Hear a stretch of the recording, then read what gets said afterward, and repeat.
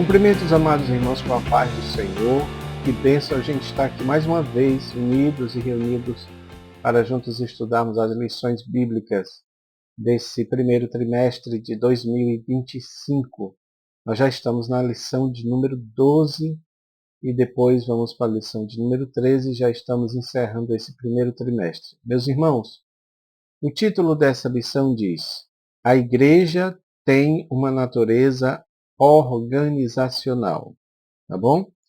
Texto áureo nos informa: Por esta causa te deixei em Creta, para que pusesses em boa ordem as coisas que ainda restam, e de cidade em cidade estabelecestes presbíteros, como já te mandei. Tito, capítulo 1, versículo 5.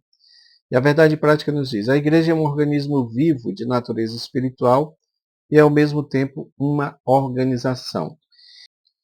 Então, o nosso comentarista, ele divide esta lição, e você pode acompanhar pelo nosso gráfico esboço, 3 pontos. Tito e as igrejas da ilha de Creta. Ok? Segundo ponto, a institucionalidade bíblica da igreja. Vamos ver até que ponto existe essa institucionalidade, se de fato os discípulos pensarem em algo desse tipo, ou se tem indícios que essa institucionalidade foi verdadeira, ok?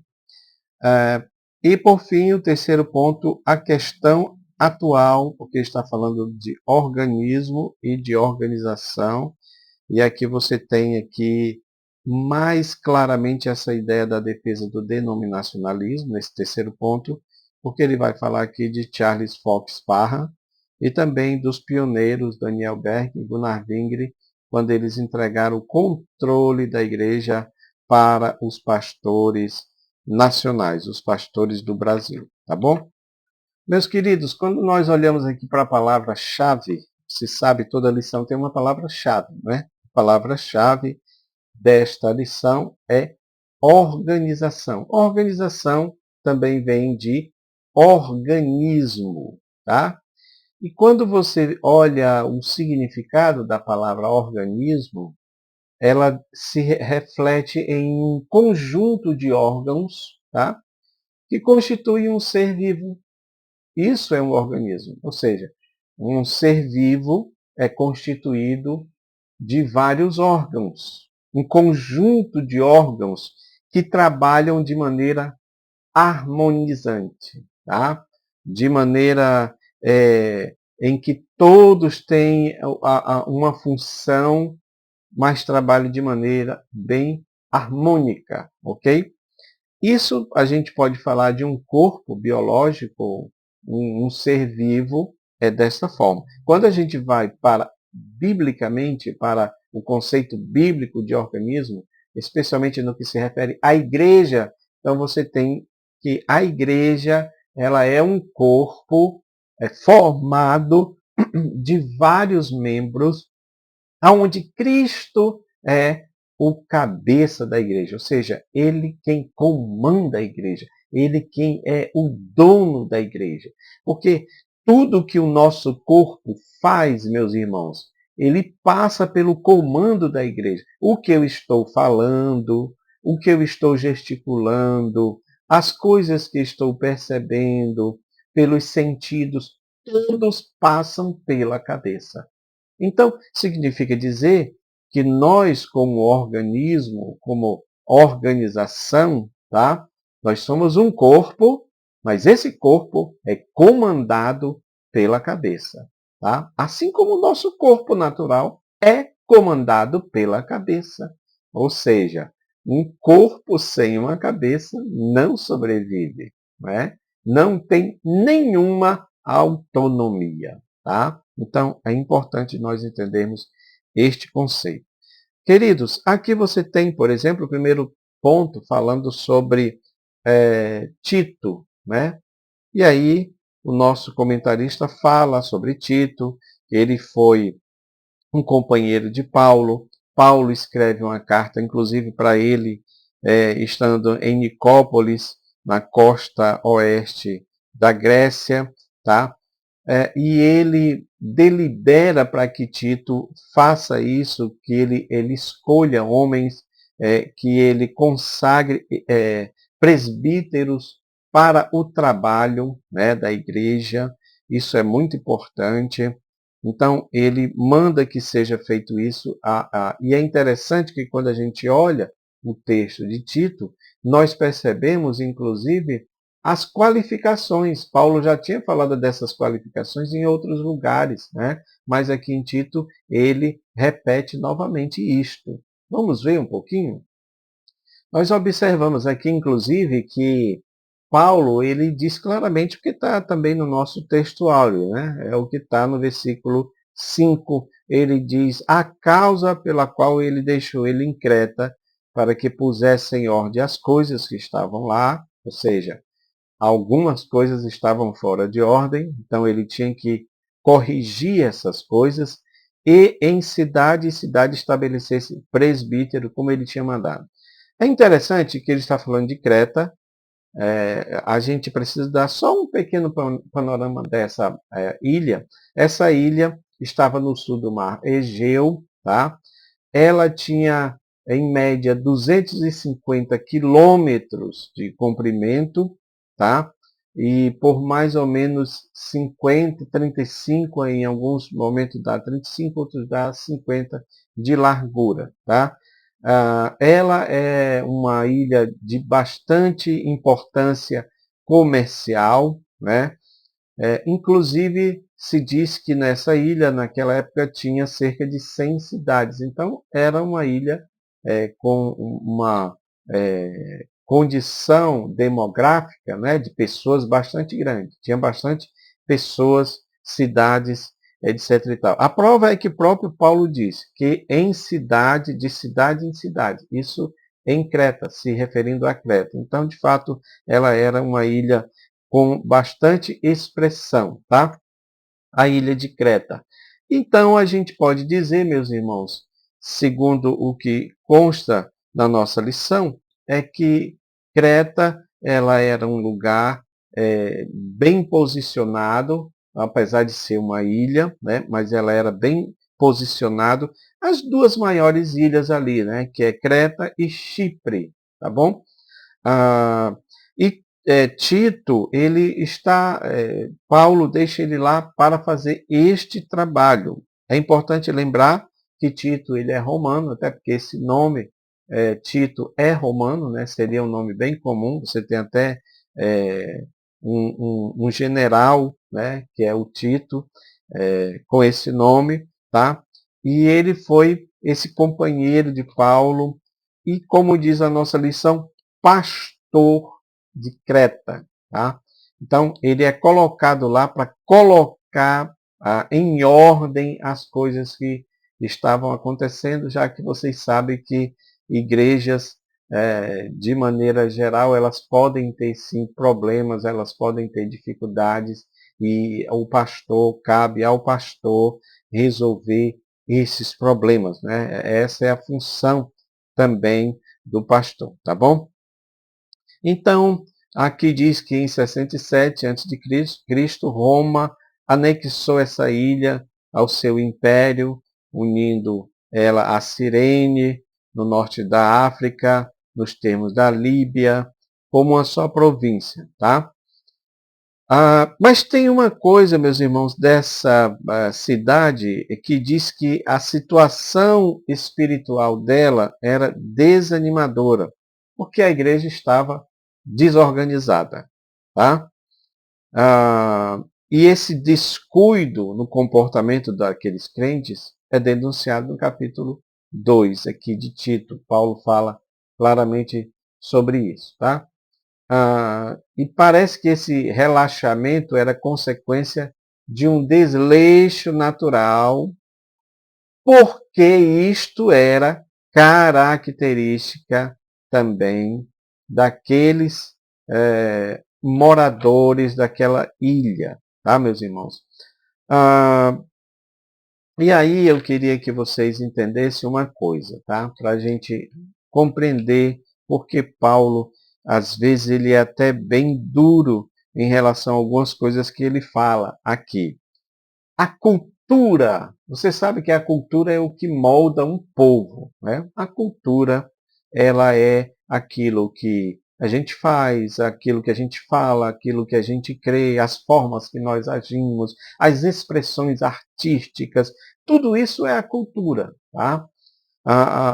E os cretenses, Paulo, ele faz aqui, meus irmãos, uma lista de atitudes dessas pessoas, desses moradores, bem dura, né? E isso certamente estava refletindo na própria religiosidade da igreja, na própria espiritualidade da igreja. Veja, inclusive ele cita aqui ele fala de um poeta, não é? Um sábio que fala um certo adágio, não é? E que esse adágio, esse sábio, ele é atribuído a Epidêmides, que falava, que chegou a escrever alguma coisa pejorativa em relação aos cretenses. Então, ele diz que os cretenses eram mentirosos, né? Que eles eram traiçoeiros, né? Ou seja, falsos, né?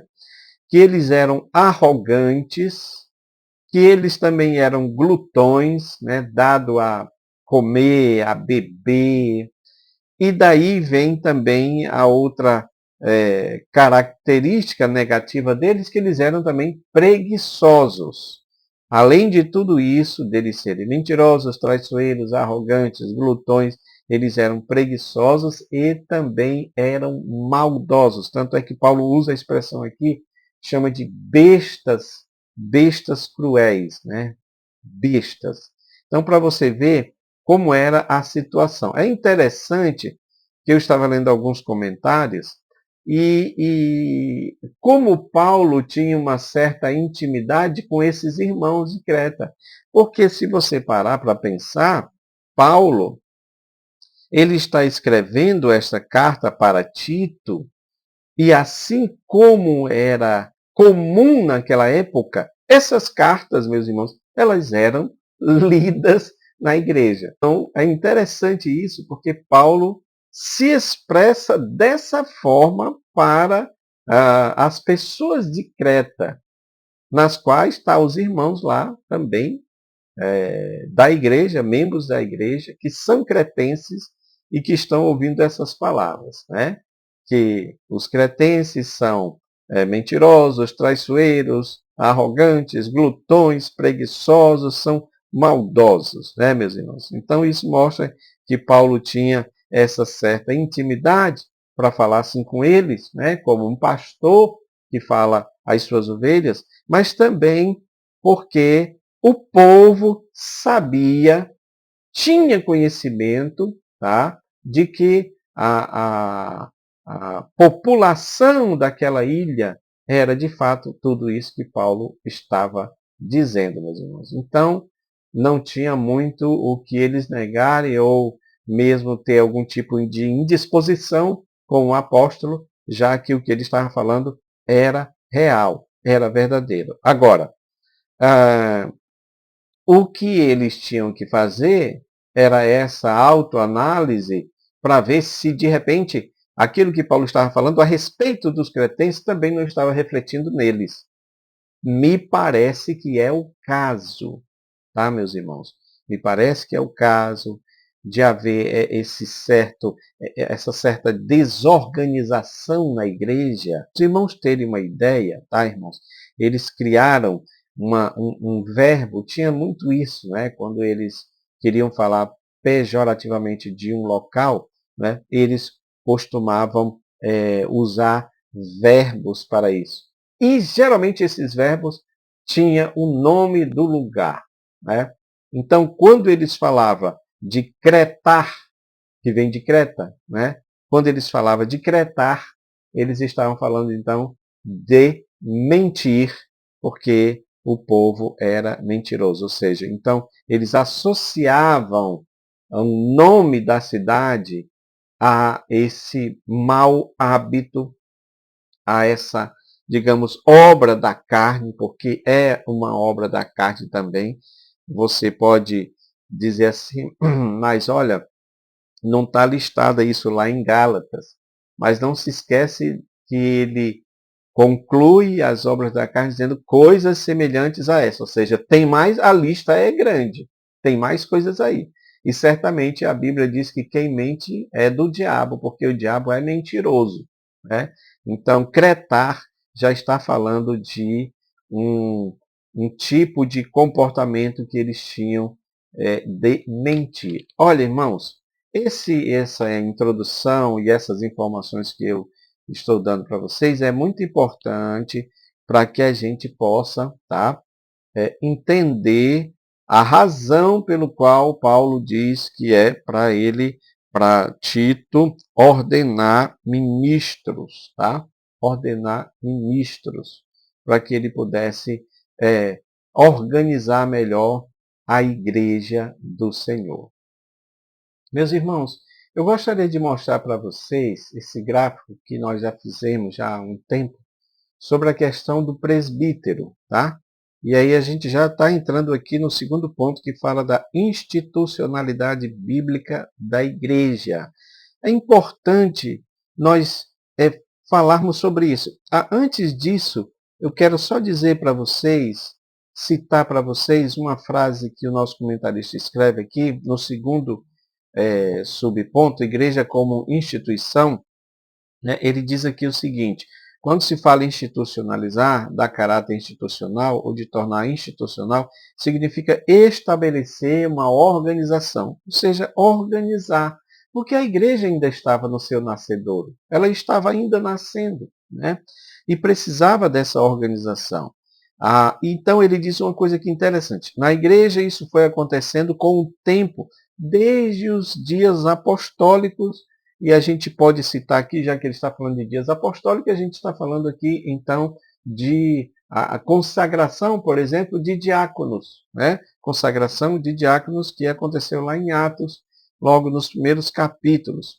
Então, mas aqui você vê que Paulo organizando melhor essa questão das funções da igreja, de obreiros na igreja, não é? Aí aqui você tem a instrução paulina, tá, para que Tito possa instituir bispos, diáconos, especialmente presbítero. Tá? E aqui você tem esse gráfico que está falando sobre isso. O que é o presbítero? Esse ponto aqui é muito importante. Presbítero vem de uma palavra grega, né? Presbíteros, literalmente significa pessoa mais velha, pessoa idosa. Daí que às vezes eu não entendo como algumas de nossas lideranças consagram pessoas jovens para ser presbíteros, né? Irmãos, quando está falando de pessoa mais velha, quando está falando de pessoa idosa, está falando necessariamente de pessoa experimentada, experiente.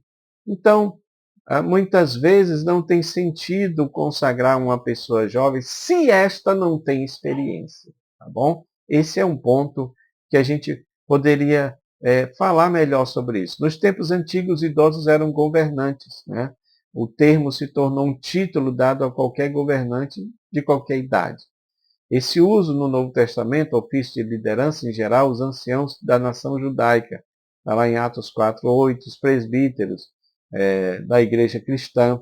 O presbiterato da igreja não provém do presbiterato judaico. Esse ponto aqui é importante. Agora, olha só, isso aqui que é muito interessante, né?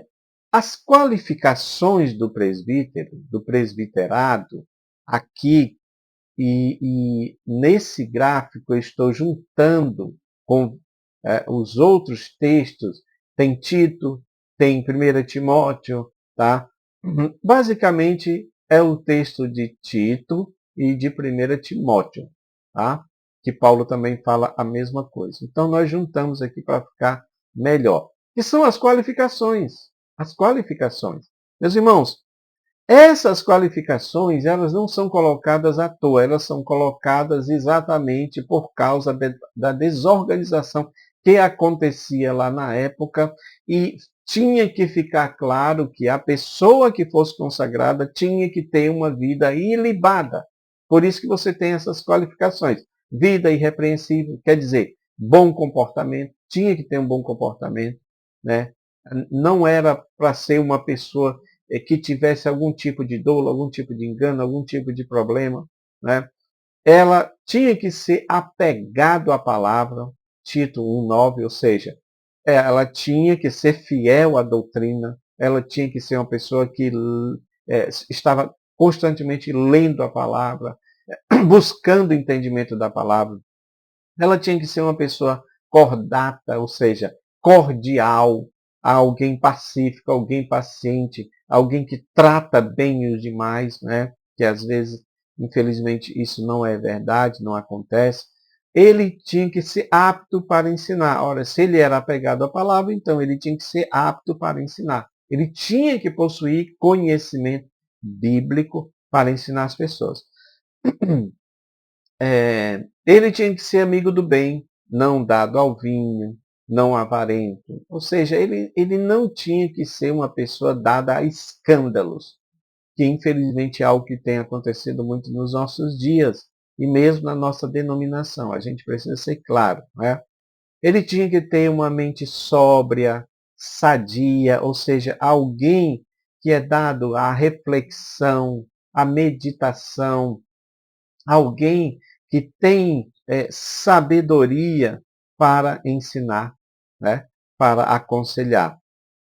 Ele tinha que ser o homem de família, ou seja, casado com uma esposa, é uma esposa mesmo. Aqui não tem negócio de poligamia não, né? De vários casamentos não. Casado com uma só esposa e filhos fiéis. Tá? Ele tinha que ser um cristão maduro. Por isso que o presbítero, o nome presbítero é uma pessoa mais velha, é uma pessoa idosa. Não é?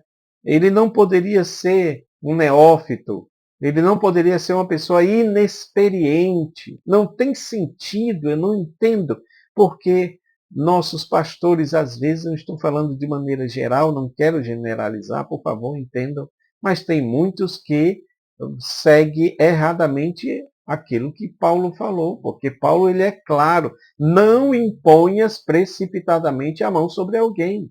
Ali não está se referindo a expulsar demônios, tá, irmãos? Ali está se referindo a não consagrar pessoas precipitadamente. É isso que ele está dizendo. Tá? Também ele tinha que ter boa reputação aos de fora da igreja, ou seja, alguém que fosse uma, digamos, ficha limpa.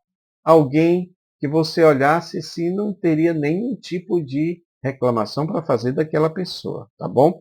Ele deveria ser um homem, ou seja, a ordenação é masculina, não tem falando aí de presbíteras, né? Mas sim presbíteros, tá? Quais são os deveres do presbítero, meus irmãos? Administrativo. Olha como a igreja começa a se organizar, né?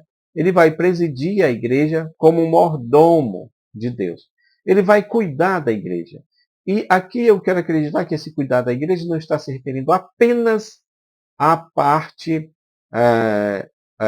como organismo, corpo de Cristo, tá? Que isso aí era imprescindível, ele tinha que fazer. Mas cuidar da igreja enquanto local da igreja, não é? O administrador da igreja. Ele tinha que ter cuidados também pastorais, ou seja, pastorear a igreja, não é? Apacentar o rebanho. Porque, nesse sentido, o presbítero é como o pastor da igreja, não tem como fugir disso. Tá? E um dos deveres também é educacional, ou seja, ele tinha que ensinar a igreja, ele tinha que corrigir, ele tinha que exortar, ensinar, exortar, corrigir. Esse é o papel dele. Ele também, dentro dos deveres, ele tinha que ser representativo, ou seja, representar a igreja, o pastor, quando houver necessidade. Então, como tem o pastor, né, dentro de uma hierarquia que se criou, o pastor está acima do presbítero, então ele está fazendo este trabalho do pastor. Daí eu não entendo o que às vezes acontece, né, de pastores. Eu já vi aí um pastor que é muito famoso nas redes sociais, né, dizer que o presbítero não pode impetrar as bênçãos apostólicas porque isso é só do pastor. Mas se ele é um representativo do pastor, ele não tem essa autoridade, por exemplo, para batizar? Então, é um exagero isso que esse pastor fala, porque não está dentro da palavra de Deus. Tá bom, meus irmãos? A autoridade do presbítero, ele podia realizar o papel de um pastor, se fosse dada a autoridade, ainda que temporária para tanto, né? Os presbíteros podiam batizar, administrar a ceia do Senhor. Isso não tem problema nenhum, né? Eles também prestavam contas ao pastor, estando sobre a autoridade. Não obstante, os presbíteros ajudavam no governo das igrejas como uma espécie de senado, concílio, sobre a autoridade pastoral. Tá? A autoridade do presbítero está limitada à igreja local também que o elegeu. Tem mais outras coisas aqui, mas nós não vamos entrar, porque tem muitas coisas ainda que eu quero falar aqui com os irmãos e o vídeo não pode ficar muito longo. Então, meus irmãos, esse é um gráfico muito importante, tá? Em relação à organização, tá? A organização da igreja.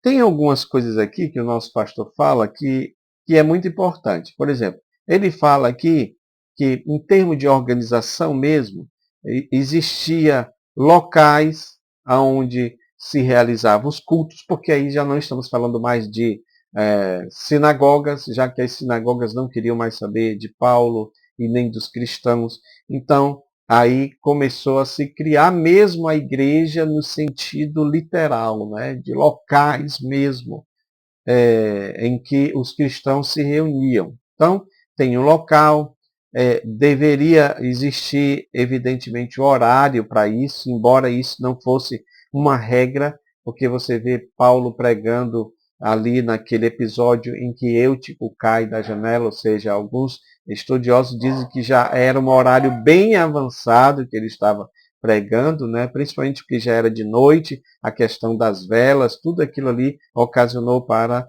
a queda de Eutico e depois o milagre da ressurreição, tá, meus irmãos? Uma coisa que também acontecia lá, segundo o que nosso comentarista coloca aqui, a consagração de ministros, que foi o que nós falamos aqui. Havia também concílio de doutrina, tá bom? E havia também o serviço social, serviço social. E algo também que precisa a gente comentar aqui é que o nosso pastor fala que também havia tesouraria, né, naquela época. Eu sei que isso aqui é digamos, uma interpretação do nosso pastor Ezequias, mas nós não podemos ser, meus irmãos, seguir ao pé da letra, ou se nós formos seguir ao pé da letra, nós vamos ver que não se trata aqui de tesouraria, porque na realidade, esse texto que é colocado aqui de Coríntios, 1 Coríntios 16, 1 a 13, está falando aqui tão somente da coleta, tá bom? Não de valores, mas sim de alimentos para ajudar os crentes pobres de Jerusalém, já que nesse período houve uma grande fome em Jerusalém. Esta fome, inclusive, foi profetizada pelo profeta Ágabo, o mesmo profeta que profetizou a prisão de Paulo em Jerusalém, que foi de lá que ele foi levado para Roma para ser morto, decapitado. Tá? Então, essa fome ela foi muito conhecida, né, em Jerusalém. Então, os irmãos de Corinto estavam juntando alimentos, mantimentos, para levar aos irmãos de Jerusalém, que estavam passando essa grande fome. Então, dizer que chamar isso aqui de tesouraria é algo muito complicado, né? Por quê? Porque a tesouraria hoje das nossas igrejas ela se restringe a essa coleta de valores, né, de dízimos e de ofertas, mas isso se refere, ou pelo menos a destinação, a gente tem que ser honesto nessa parte também, a destinação é para a manutenção da igreja, né? Pagamento de água, luz, né? Internet, que agora a maioria das igrejas utiliza a internet para a transmissão de seus cultos. Então, para fazer a manutenção da igreja. Né? A outra coisa é, de fato, o pagamento das nossas lideranças. Então, a tesouraria é para isso, né? Nos dias de hoje. Mas naquela época ali não era bem uma tesouraria, mas sim aquele momento em que eles estavam juntando aqueles valores, aqueles alimentos, né, na realidade, para ajudar os irmãos que estavam passando necessidade. Esse é um ponto importante, meus irmãos, porque se você parar para pensar, pouco se faz na questão da assistência social da igreja. Tá? Aqui você vê a igreja se unindo para ajudar os cristãos pobres.